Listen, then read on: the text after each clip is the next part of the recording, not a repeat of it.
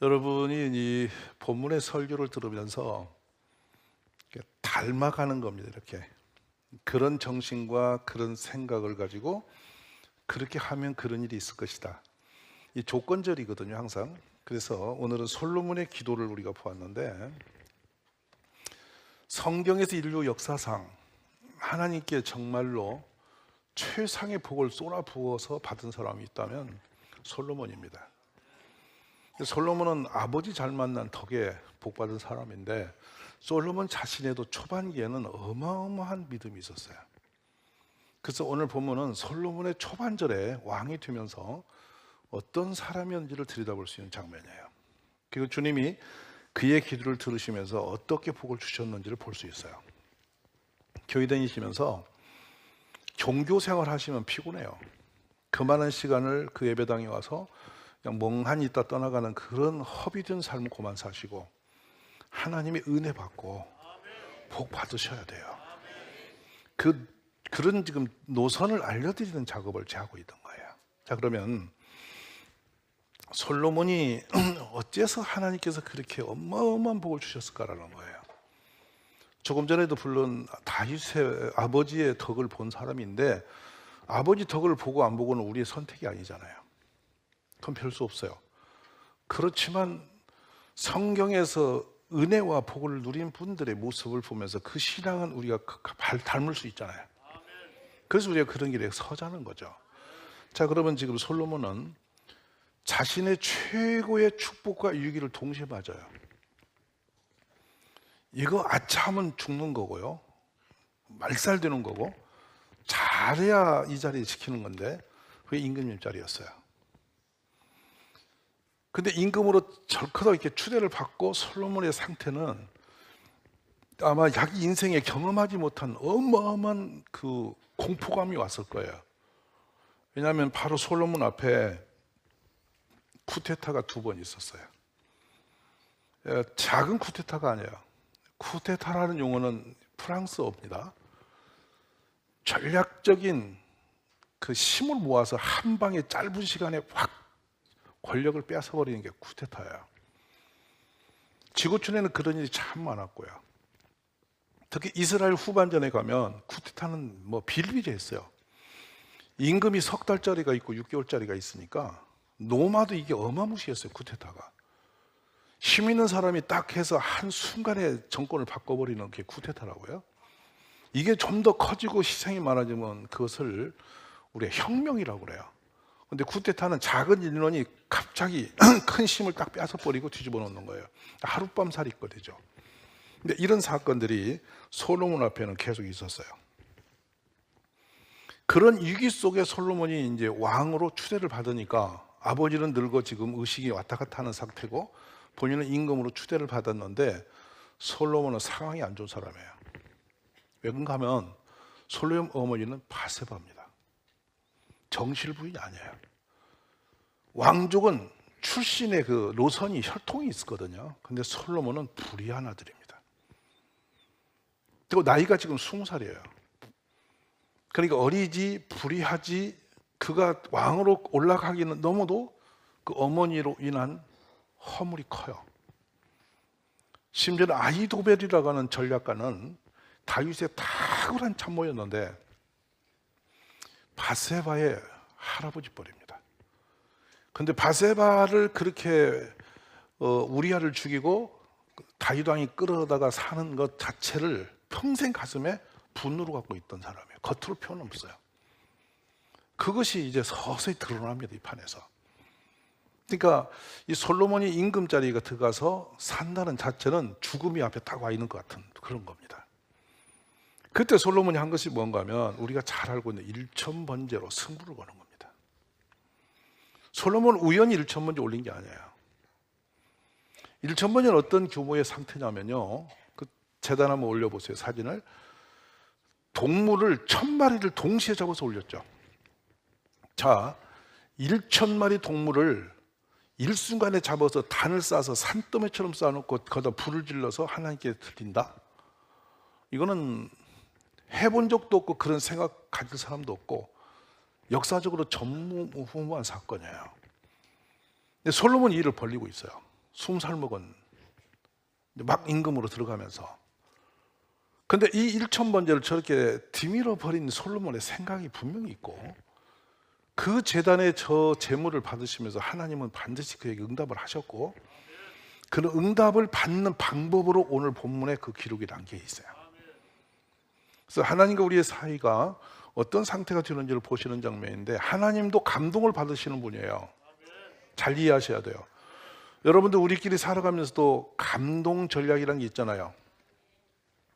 이 솔로몬은 어쨌든 지금 1,000번제로 하나님께 영광을 돌리고 있습니다. 자, 이제 돌아가 봅시다. 짐승을 잡는 거 어렵죠? 왜냐하면 목을 찔러 피를 받아 껍질을 벗기고 각을 떠서 온 배에 살을 다 끄져내고 이 동물을 완전히 이렇게 분해해서 딱 벌려갖고 제단에 올리는 거예요. 그걸 1,000마리를 해. 그러면 그 짐승을 잡는 일이 어느 정도 수준이었겠어요? 1,000마리면 그 물질적 계산은 얼마나 크겠어요? 그러니까 이스라엘 온 백성을 동원하여서 1,000마리의 재물을 지금 잡아가 단을 산 위에, 기본 산 위에 쌓고 거기 올라가서 단을 올려놓고 거기다 불을 지르는 이 장면은 지금 말하면 여러분 종종 그 불꽃놀이 하시죠? 광안리서나 여의도서 하잖아요. 그 전 국민이 보잖아요. 그 정도의 감동은 여기 어간도 없습니다. 새로 임금이 나왔는데 이 20살밖에 안 된 젊은 이 사람이 그런 어마어마한 재단을 쌓고 지금 하나님께 나가는 걸 모습을 볼 때 전 국민이 어떤 상태가 되게요? 와, 저게 뭔가? 저 임금이 통이 얼마나 큰가? 저거 어떡하려고 저렇게 하지? 거기서 동물을 잡은 사람, 불을 지른 사람, 그걸 보는 사람이 전부 하나가 되어서 이게 뭔지 두리번거리면서 감동을 받았을 거라는 거예요. 감동을. 이것이 솔로몬의 첫 번째 전략이었는데 그 작업은 그대로 유효했어요. 하나님이 그 밤에 나타나서 내가 너에게 뭘 해주면 되겠냐? 여러분 오늘 그런 응답 좀 받으세요. 내가 김집사야, 내가 너에게 뭘 줄까? 세상에 남편도 어느 날 여보, 내가 당신한테 뭘 해줘야 되겠어? 들을 생각도 없고 들을 마음도 없고 들을 적도 없고 말해줄 사람도 없고. 그러니까 우리 삶이 뻐거운 거예요. 내가 당신한테 뭐 해주면 좋고. 한번 인사 좀 해보실래요? 내가 당신한테 뭘 해주면 좋을까? 이걸 감동을 주기는커녕 근심이 되고 짜증이 되고 골치가 아파지고 이렇게 사는 경우는 많아요. 오늘 이 부분을 우리가 솔로몬의 영광을 가져오는데, 그러면 솔로몬은 왜 이런 일을 했을까? 첫 번째 솔로몬 앞에는 핫깃의 아들 아도니아라고 하는 왕자가 있었어요. 이는 50명의 대장들을 모아놓고, 큰 힘 있는 그 사람들을 모아놓고 병거와 기병들을 동원했습니다. 용모가 뛰어난 사람이었어요. 그래서 이 사람은 이 사람들과 더불어 탁 다니는 사람들이 와 이렇게 바라보는 그 사람입니다. 그런데 그가 어느 날 슥하니 임금에 취임을 해버립니다. 제단을 쌓고 스스로. 그런데 인기가 대법 컸어요. 근데 그거를 다윗이 알고 제거해버리죠. 아도니아의 쿠데타는 한순간으로 끝났어요. 그런데 이번에는 압살롬이 나옵니다. 사무엘하 13장에서 19장까지니까 긴 스토리가 나와요. 압살롬은 성경 창세기에서 계시록까지 나온 모든 인물 중에 지금까지 지구촌에 태어난 사람 중에 가장 잘생긴 사람입니다. 그 성경의 기록과 묘사를 보면 너무 잘생겨서 허물을 찾을 수 없는 남자예요. 완벽한 사람이었어요. 근데 완벽하다는 것 위에 머리카락까지도 얼마나 이 아름답게 기름기가 있고 잘 됐는지 머리만 봐도 감동이 된 사람입니다. 그러니까 그의 그 지략과 생김새 모든 것은 거의 완전 수치가 있어요. 근데 이 친구는 자기 누이 동생이 배다른 형에게 강간을 당하고 죽임을 당합니다. 버림을 당해서. 아버지가 허락한 일이었습니다. 그러니까 이것에 대한 감정이 너무 아팠습니다. 그래서 그의 형을 파티를 열어서 초청해가지고 아버지에게 허락받고 파티를 열어놓고 거기서 그 형이 오는데 그 파티 마당에 죽여버립니다. 그리고 살인하고 도망을 친 사람이에요. 근데 다윗이 이 아들을 너무 보고 싶어서 사람을 동원해서 설득해서 결국에 2년 만에 돌아와요. 근데 다윗 왕이 그 아들을 그 궁궐에다 데려다 놓고 마음에 상처가 있는 거야. 지 형을 죽인 놈이야. 이걸 풀지를 못하고 그냥 데려다 놓기만 하고 방치하고 있어요. 그러면 압살롬은 아버지에게 좋은 감정이 있게 없게? 풀 수 없는 상처와 응어리가 그냥 있는 채로 세월이 흘러갑니다.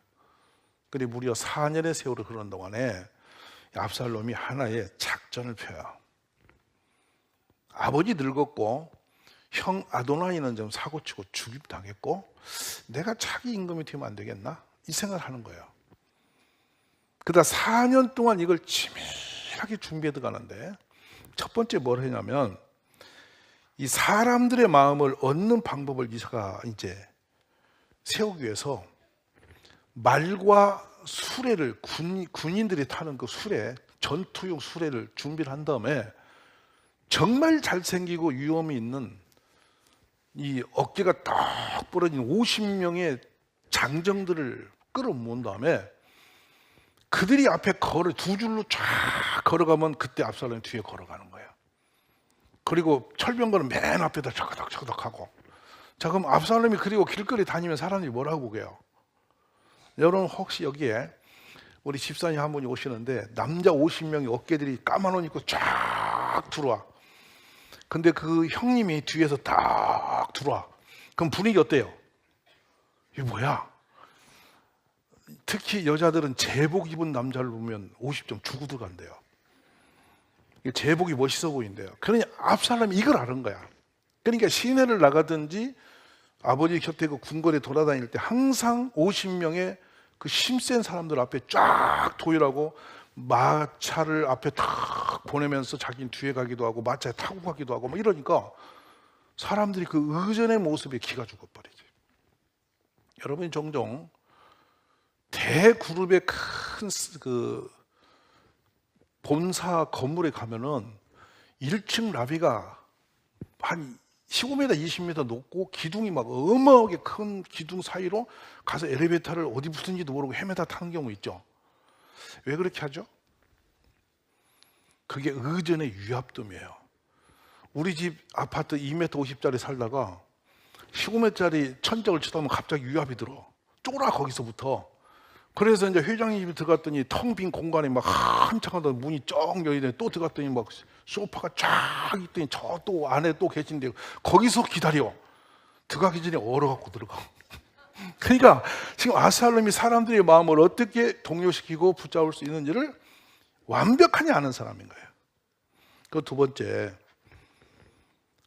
이 정치인들이 잘하는 거 있죠. 상대를 공격하고 허물을 파야 자기가 착해 보인단 말이에요. 착한 행실을 하기보다는 남의 허물을 들어서 까버리면 자기는 그냥 그 말 하는 자체가 의인처럼 되어버리는 거예요. 무슨 말 아세요? 근데 대상을 누구를 삼냐면 아버지 다윗을 삼았어요. 그래서 우리 아버지 다윗은 통치하는 게 불공정하다. 사무엘하 15장 3절에 보면 내 사정이 옳고 바르지만 왕께서 너를 도와 청을 들어줄 사람을 세우지 아니하셨다. 살짝 꼬아버린 거죠. 늙은 다윗은 궁궐에서 모르는데 밖에서 지금 딱 사람들 만날 때마다 아버지 다윗이 이 부분이 좀 부족해. 우리 다윗 아버지는 대단한 분인데 사람들의 마음을 좀 이해를 못하는 분이야. 이렇게 자꾸 말하고 다녀. 그럼 어떻게 되죠? 사람들 머릿속에 다윗보다는 압살롬이 이런 부분을 잘하는 모양이다. 이렇게 이해가 돼야 안 돼. 그러니까 다윗처럼 완벽한 줄 알았더니 아들이 가까이서 사는 아들이 우리 아버지는 아버지 혼자 옳다 그러지 사람들이 이렇게 힘든 얘기하면 이해를 안 해. 그러면 여러분은 마음이 아버지한테 가겠어, 아들한테 가겠어? 곰곰 생각해 보시라고. 저 이렇게 말하는 게 저 집사님은 되게 훌륭해 보이는데 인정머리 없어. 그러면 다음부터 여러분 어떻게 보지? 가서 그분 보고 당신 인정머리 없다며 이렇게는 안 해. 근데 저를 그냥 알고 있어. 인정머리 없는 인간. 그리고 가까이 오면 요만큼 떼놓지. 그 밥 먹으라고 하면 저기 또 무슨 작전 하나? 또 이렇게 들어서 계속 안전적으로 그림을 그리게 돼 있어. 다윗이라는 저 역사적인 왕을 아들이 허물을 들고 나오니까 사람들 믿어 안 믿어? 믿는 거예요. 다른 사람도 아니고 측근에 있는 아들이 그 말을 하니까 먹혀들어. 셋째로, 궁궐 앞에 앉아서 아버지한테 재판을 받으러 가는데 아버지는 늙었고 사람들은 많고 늘 와서 민원을 청구하는데 손쉽게 바로바로 해결을 하지 못하고 작은 일 하나 갖고도 막 석 달, 6개월, 1년씩 밀려가니까 이 백성들이 마음이 공급한 거예요. 그것이 힘든 거야. 그런데 여러분 생각해봐. 여러분이 혹시 어디 병원이나 어디에 그 급한 볼일을 보러 민원실에 갔는데 번호가 쭉 서 있는데 말이지. 힘 있는 사람이 탁 나와서 보더니 이리 와보세요. 그리고 뒤로 빼서 바로 해줘. 그러면 기분이 어때? 이게 특례라고 그래. 특례. VIP. 무슨 말 알아? 그러니까 여러분이 공항에 가서 비행기를 타보시면 알아. VIP는 줄 안 서도 그냥 타. 우리는 그냥 짐 들고 몰고 그냥 계속 섰다가 가다 보이는 거야. 그러니까 그들은 늦게 와서 쭉 들어가 버리고 우리는 줄 서 또 늦게 들어가고 이런 것이 있어요. 그래서 그 비행기 앞에 가면 사람이 경제력이 보인대잖아. 깔봐. 근데 압살롬이 이걸 아는 거야. 궁궐 앞에서 오는 사람들에게 그거 굳이 아버지한테 할 거 뭐있냐, 내가 풀어줄게 하고서 어떻게 했냐, 전부 끌어안고 뽀뽀를 해줘. 풀어주고. 그럼 여러분 기분이 어때? 그것도 너무 잘생긴 미남이 이러면서 안아주고 일 풀어주고 뒤로 위로하고, 우리 아버지는 그러니까 너 내가 할게 다 해주고. 그럼 마음이 어디로 가? 압살롬한테 가는 거야. 따라 해보세요. 압살롬 오빠. 그냥 가는 거야. 그렇게 가는 거야. 그러니까 그렇게 가는데 이 사람이 겸손해 보인단 말이야. 그리고 서서히 사람들 속으로 들어가는데 사무엘하 15장 6절 한번 보시면요, 이스라엘이 읽어보세요. 무리 중에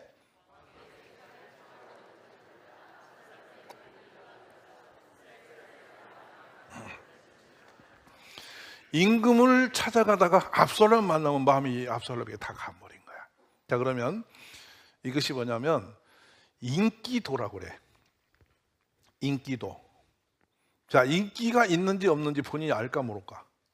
알기 시작하는 거야. 어느 궤도에 들어가니까 이제 아버지 압살롬은 물러갔고 백성들이 마음이 나한테 이만큼 오면 거의 다 왔겠지, 이렇게 되는 거야.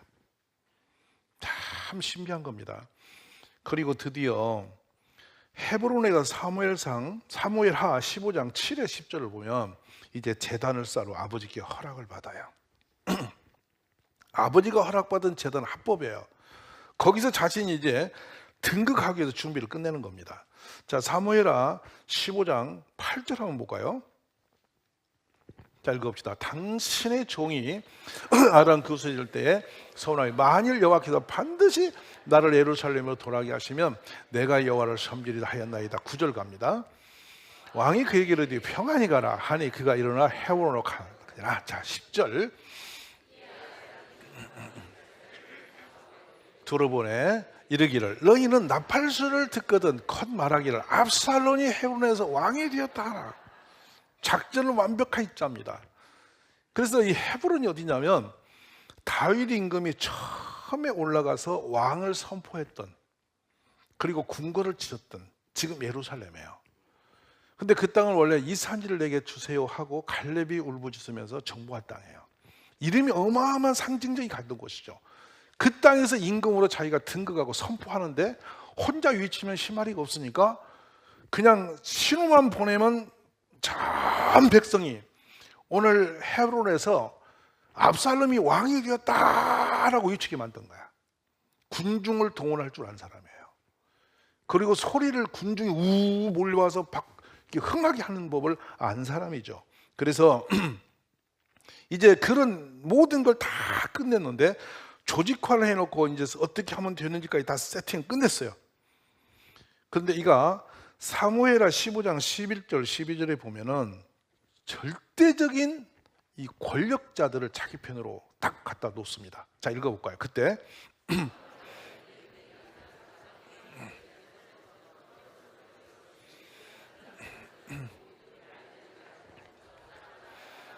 자, 쿠데타는 지금 압살롬 머릿속에 있고 이 사람들은 오라니까 간 거야.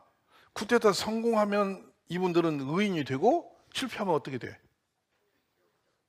가는 거야. 근데 12절 봐요. 그러면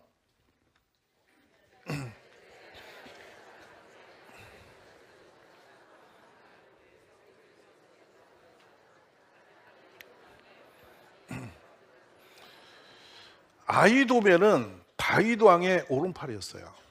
근데 천재적인 전략가입니다. 아히도벨이 모략을 꾸미면 이길 적 없이 백전백승한 사람이죠. 근데 이 사람이 어디로 갔어? 압살롬이 갔다 이거야. 그러니까 사람들이 아히도벨이라고 하는 선지자 거기 갔어? 이제 세상 다 갔구만. 이러니까 여러분 같으면 심센적으로 붙어 안 붙어? 대답해봐. 권력이 가는 쪽으로 가는 게 사람 마음이야. 그리 확 간 거야. 근데 아히도벨은 어떤 사람이냐? 아까 말한 대로 바세바의 할아버지 속한 사람이에요. 다윗 왕의 가슴에 한이 있는 사람이라고. 왕이 겉으로 되게 의로운데 우리 조카 사이, 우리 손자 사이 죽이고 그 어린 거 데려다가 애 낳아가지고 지 부인 삼고 사는 게 못마땅했던 사람이라고. 그는 근데 다윗의 마음을 뚫어보던 사람이에요. 이게 다윗이 아히도벨이 치면 죽는 사람입니다. 이 지경이 들으니까 다윗이 도망쳐요. 이제 한밤에 맨발로 도망을 칩니다. 압살롬이 군대를 들고 이제 일어나 옵니다. 그게 다윗도 도망치고 압살롬은 군거를 점령을 해요. 했는데 그때 하나님의 손이 임합니다. 뭐냐? 아히도벨이라는 사람이 즉각 쫓으면 다윗은 끝난다. 바로 군대를 동원시켜요. 근데 그 말을 딱 들을 때 압살롬이 불안한 거야. 왜? 우리 아버지는 백전백승했던 전투에는 탁월한. 근데 아버지가 지금 간 곳은 유다 광야인데 그 광야는 아버지 손바닥 보듯이 보는 분인데 혹시 모른다 하는데 다윗이 그걸 알고 후세라고 하는 선지자를 남겨놓고 도망갔어요. 후세에게 침을 줍니다. 만약에 내가 도망갔을 때 뒤에서 압살롬이 너를 불러서 전략을 펴거든 네가 하나님 주신 지혜로 그를 가는 전략을 바꾸라 그랬어. 그러자 아히도벨이 바로 뒤로 쫓으면 내일 이내로 다윗은 끝내버리고 당신의 나라가 됩니다 하는데 후세를 딱 불렀더니 후세가 쩔쩔 혀를 차면서 뭐라고 하냐면 아이고 압살롬이여 여러분이여 다윗을 그렇게 보고도 모릅니까? 그는 맨손으로 다니면서 사울 임금이 3,000병력을 데리고도 머리카락 못 건드린 사람이야. 전쟁했다면 무슨 지금 맨발로 도망한 게 전략인지 몰라. 오늘 쫓아가면 여러분 그냥 가다가 다 죽을 수 있어. 정탐해서 상황 보고 움직이도 안 늦잖아. 이러고 전략을 딱 멈춰버려요. 근데 이 말을 압살롬이 아히도벨 말을 들어 후세 말을 들어. 안전도가 어디가 더 높아? 후세 말이 더 안전하거든. 안전해 보인다고 더 안전한 건 아니야. 아멘. 그래가 이제 이 후세의 말을 듣고 압살롬이 전투를 중지합니다. 아버지 뒤쫓는 일을 멈춰요.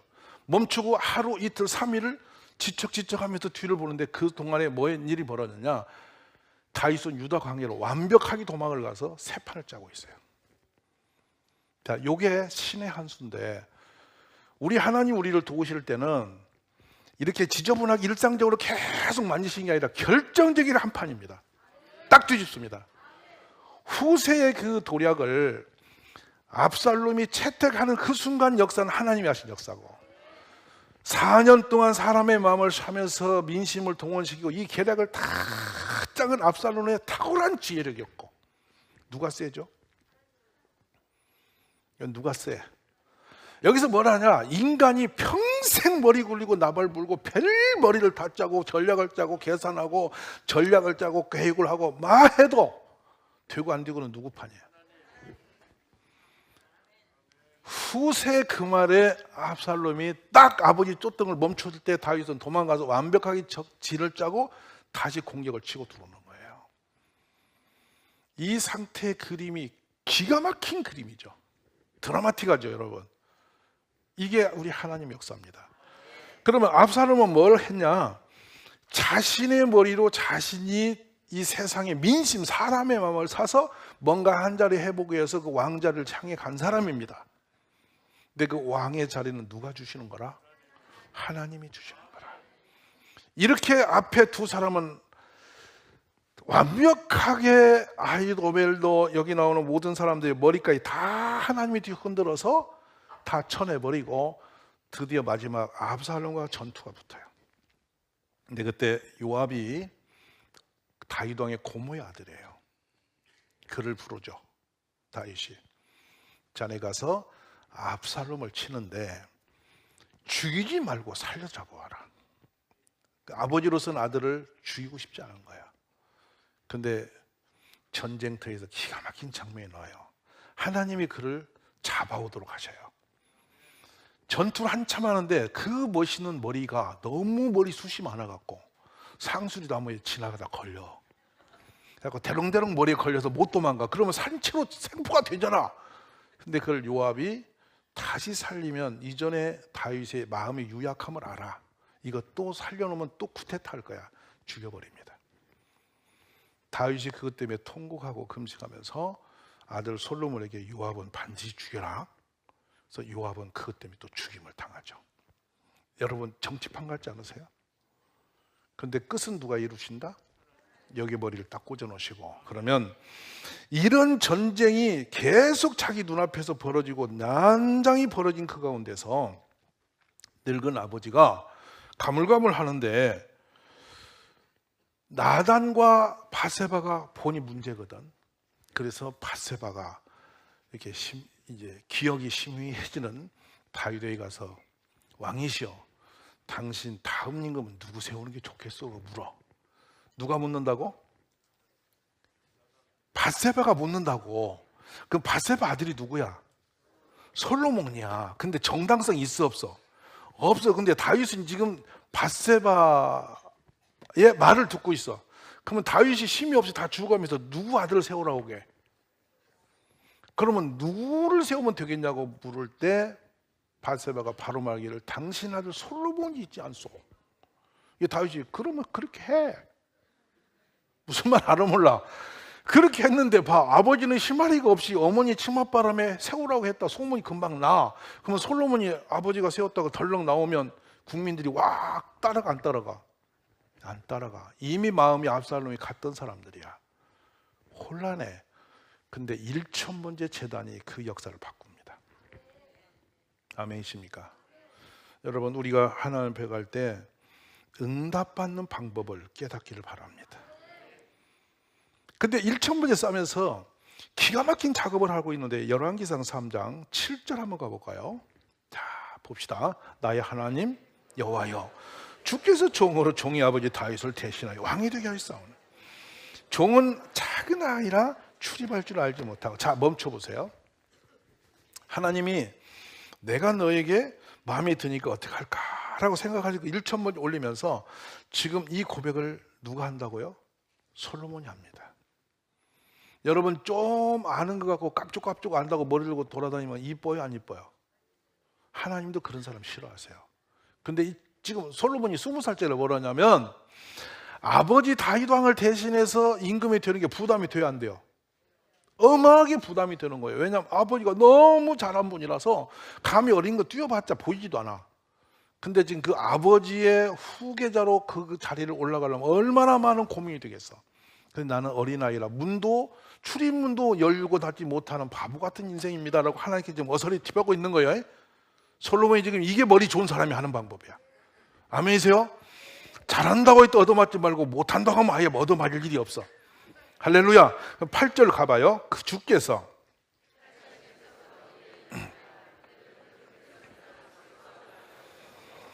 하나님, 아이고 제가 아버지가 임금을 하고 생각하니까 이 백성이 너무 많아. 제가 누가 누군지도 모르겠습니다. 문도 8방도 모르고 사람도 모르겠습니다. 큰일 났습니다. 그러면서 9절로 넘어가요.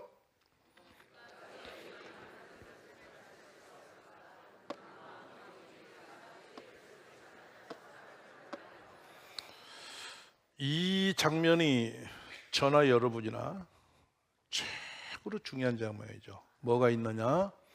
백성을 재판을 누가 할 수 있습니까? 근데 할 수 있는 길이 하나 있어요. 듣는 마음. 여러분, 귀 얇다는 말이 아니에요, 이거는. 귀 얇고서 누가 좋다면 덜그덕 사는 것이 귀 얇은 거야. 그게 아니고, 누가 저기 조태원 자기도 모르게 가는 사람, 이런 사람 들러리 인생을 말하는 게 아니고, 여기 듣는 마음은 사람들의 마음에 있는 소리를 경청하게 들어서 그거를 잘 분별해서 옳고 그름을 도울 수 있는 사람이 되겠다. 이것을 하나님께 지금 구하고 있는 거예요. 오늘 우리 가족 여러분은 남의 싫은 일을 쓴소리, 어려운 소리 듣는 귀가 있습니까? 판단하지 말고 그냥 듣는 거예요. 듣고 본인이 기도하면서 판단을 후회하는 거예요. 얕게 놀지 마시고 하나님의 사랑으로 듣는 귀를 열어놓으시기 바랍니다.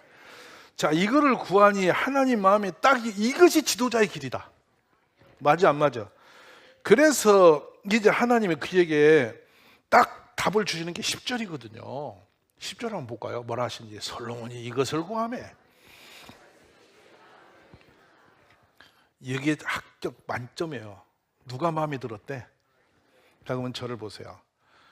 부인이 하는 말이 마음에 드세요? 당신이 하는 말이 내 마음에 너무 들어. 그런 적이 몇 번이나 있으신가? 남편이 하는 말이 여러분 마음에 100% 합당해? 오늘 집에 가서 고민 좀 해요. 사람의 마음도 하나 기쁘게 못 해주면서 어떻게 하나님까지 올라가겠어? 이런 부분에 우리가 정비가 되기를 바랍니다. 11절 가봅시다. 이에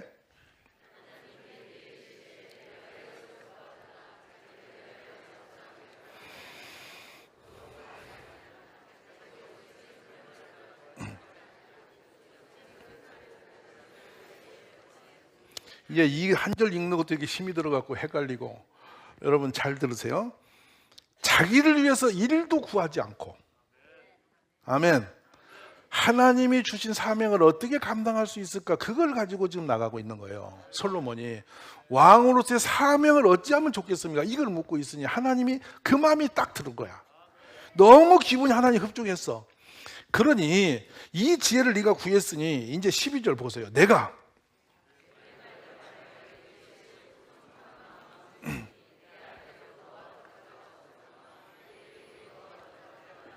아멘. 솔로몬은 41년간 왕으로 통치를 합니다. 근데 그는 정말 찬란한 삶을 살아요. 인간으로 살 수 없는 탁월한 길을 걸어요. 그 이유는 뭐냐? 아버지 다윗의 후광을 입은 것도 그렇지만 본인이 이 초두에 가졌던 그 마음이 하나님께 합해서 하나님이 그에게 많은 걸 주셨어요. 저는 우리 크리스찬들이 우리 하나님 마음에 합해서 내가 너에게 무엇을 줄고 하나님이 고민하시는 그런 감동의 우리 가족이 되어지기를 바라고 25년에 그런 길에 서기를 바랍니다. 솔로몬이 그렇게 초두에 1,000번째 싸서 하나님께 어찌할꼬 하고 목숨을 걸었던 사람이 나라가 편안해지고 궁궐이 좋은 궁궐을 짓고 성전을 짓고 난 뒤에 변해버려요. 확 변해버려요. 그래서 우상 숭배하고 외국에 있는 여자들 데리고 첩에 첩을 계속 두면서 사람이 변해버려요. 그래서 아들 때 나라가 쪼개지고 무너집니다. 저는 이번 2025년 우리 동일교회 가족 여러분이 첫사랑, 처음의 그 마음, 하나님의 감동이 들 수 있는 그 삶의 역사를 회복해 보시기를 권면합니다. 저를 비롯해서 우리 모두가 그리로 돌아갑시다. 제단을 쌓고 하나님의 응답을 받고, 응답이 나를 위해서 아니라 하나님을 위해서 할 수 있는 일을 달라고, 그를 주님이 준 일을 감당할 수 있는 지혜를 달라고, 그렇게 하나님께 매달려서 하나님 마음에 그렇게 기쁨이 되었던 솔로몬, 그 자리까지 우리 모두가 새해에 올라갈 수 있기를 주의 이름으로 축복합니다.